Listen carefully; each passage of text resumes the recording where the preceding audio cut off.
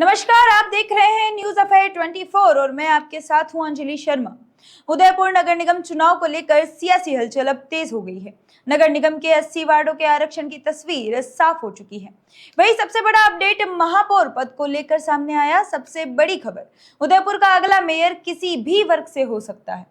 इसके बाद उदयपुर महापौर की सीट अनारक्षित यानी ओपन रखी गई है। यानी अब महापौर पद की दावेदारी किसी एक आरक्षित वर्ग तक सीमित नहीं रहेगी और सामान्य ओबीसी, एससी या एसटी किसी भी वर्ग का पात्र उम्मीदवार चुनावी मैदान में उतर सकता है।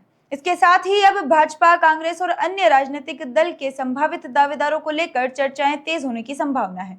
अब जानिए 80 वार्डों का आरक्षण गणित। उपलब्ध जानकारी के अनुसार अनुसूचित जाति यानी एससी वर्ग के लिए 5 वार्ड सामान्य और 5 महिला वार्ड रखे गए हैं। अनुसूचित जनजाति यानी एसटी वर्ग के लिए भी 5 वार्ड सामान्य और 3 वार्ड महिला वर्ग के लिए आरक्षित है। वहीं ओबीसी वर्ग को 11 सामान्य और 5 महिला वार्ड मिले हैं। इसके अलावा सामान्य वर्ग के लिए 32 वार्ड जबकि सामान्य महिला वर्ग के लिए 16 वार्ड निर्धारित किए गए हैं। यानी 80 वार्डों की पूरी सियासी बिसात अब लगभग साफ नजर आ रही है, लेकिन असली मुकाबला अब शुरू होगा।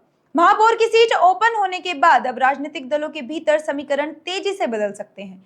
कई ऐसे नेता और संभावित उम्मीदवार जो पहले आरक्षण की वजह से दावेदारी से बाहर थे, अब मेयर की रेस में शामिल हो सकते हैं। उदयपुर नगर निगम के राजनीतिक इतिहास पर नजर डालें तो 1994 से लेकर अब तक लगातार 6 बार भाजपा का बोर्ड बनता रहा है।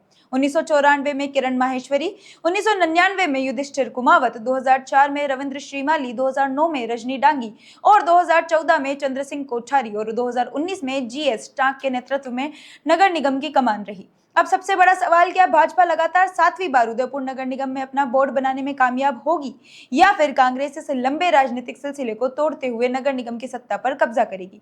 महापौर की सीट ओपन होने के बाद अब दावेदारों की संख्या बढ़ने, अंदरूनी राजनीति तेज होने और टिकट की दौड़ दिलचस्प बनने की पूरी संभावना है। 80 वार्डों की सियासी बिसात तैयार है, आरक्षण का गणित सामने आ चुका है। अब इंतजार है चुनावी रण का और उस चेहरे का जिसके हाथों में जाएगी उदयपुर नगर निगम की कमान।